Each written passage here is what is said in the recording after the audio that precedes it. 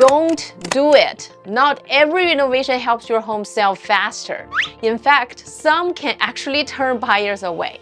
I've seen sellers spend tens of thousands of dollars fixing up their homes, only to find out those changes made it harder to sell.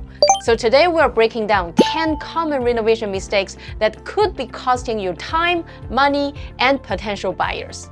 Before we dive in, I'm Maggie. This year, our real estate team has already closed over 130 deals, totaling more than $170 million in sales. Whether you are buying, selling, or investing, we're here to help.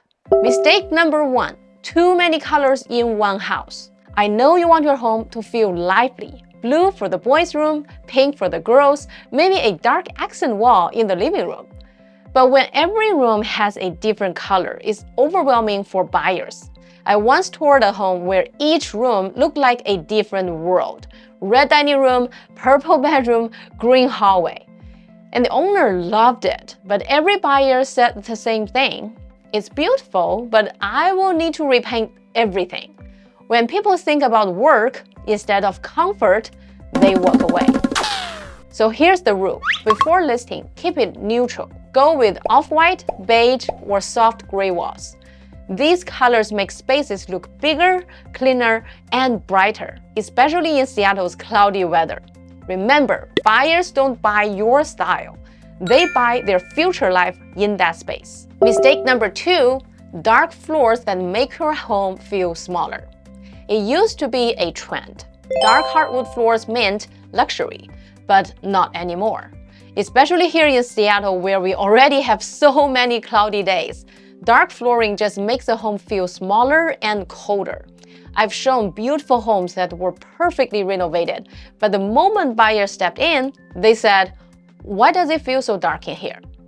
And the truth is, dark floors absorb light instead of reflecting it. They make rooms look heavy, and even the nicest staging can't fix that. Now, if you already have dark floors, don't panic. You can balance it with lighter walls, warm lighting, or beige rugs. But if you're planning to refinish, choose a lighter oak tone or a neutral wood color. Buyers want bright, open, and welcoming spaces, not ones that feel like they belong in a rainy day forever. Mistake number 3, too many marble and stone. Marble looks beautiful, no question, I love it. It gives that clean, high-end vibes everybody loves. But when the entire house is covered in marble, floors, walls, even bedrooms, it stops feeling luxurious and starts feeling cold. I once walked into a house where every surface was stone. It looked very expensive, but also like a museum. Buyers didn't say, "Wow." They said, "It feels so hard and cold." And here's the thing, marble isn't just about the look. Buyers think about maintenance. They ask, "Well, will it stain? Can I clean it easily? What if the kids spill juice?" So my advice, keep marble as an accent. Use it on the countertops, maybe a bathroom wall, but balance it with wood, warm paint, or texture. Luxury isn't about how much marble you have. It's about how comfortable the space feels. Mistake number 4, too many open shelves. Open shelving looks great on Pinterest, right? But in real life, especially when you are selling a home, it can be a nightmare.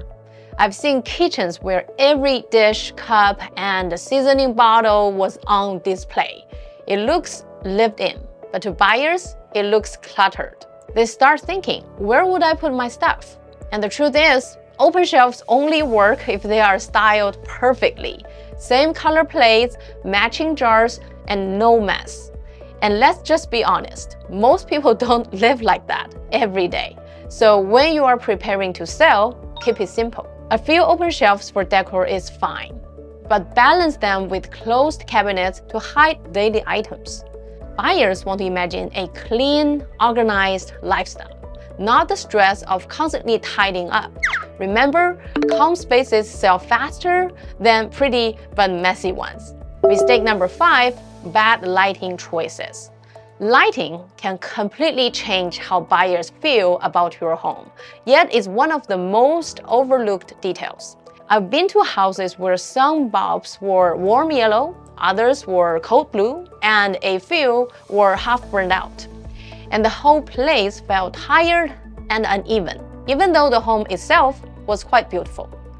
Many sellers think, well, the lights still work, why should we change them? But the inconsistent lighting makes your home look aged and poorly maintained. So my advice, replace all bulbs before listing. Use the same color temperature throughout. Ideally warm white or natural light around 2700 to 3000 K. Or better yet, buy adjustable LED bulbs so you can fine-tune brightness and warmth. And during staging, making sure every corner is well lit, no dark shadows. Especially in Seattle where natural light is limited, good lighting can make your home look newer, brighter, and much more inviting. Mistake number 6, furniture that doesn't fit the space. I see this all the time. A small living room packed with oversized couches and bulky tables. Or a large open space but only has a tiny sofa floating in the middle. When furniture doesn't match the room scale, it instantly throws off the balance. Buyers walk in and think, Wow, this living room feels smaller than I expected, or where would I even put my furniture? So remember, when selling, it's not about how you live this house. It's about helping buyers imagine how they could live there. If your furniture is too big, remove a few pieces. If it's too small, consider staging with proportionate items that make the room feel spacious but still cozy. The goal is harmony. Every piece should guide the eye naturally through the space. And when scale feels right, buyers don't analyze it. They just feel comfortable. Mistake number 7, overly personalized decor. Now, many homeowners want their homes to reflect their personality, and that's great when you're living there. But when it's time to sell, too much personality can actually turn buyers away.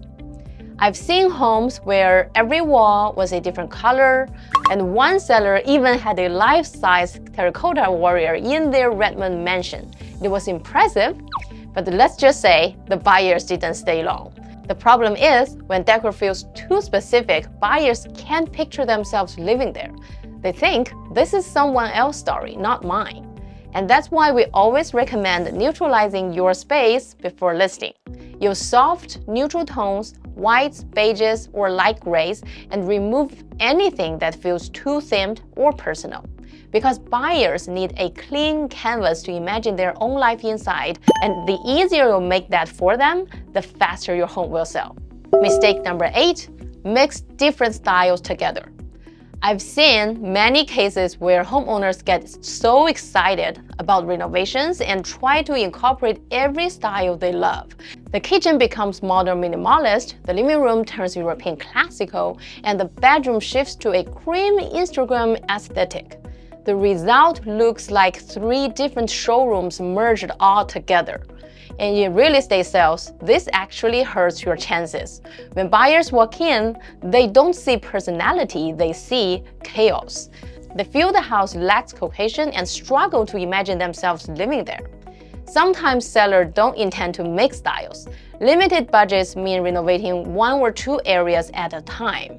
So the kitchen might be brand new modern style while the living room still has those 30-year-old traditional furniture. And this old-new mix seems budget-friendly but creates visual discord for buyers.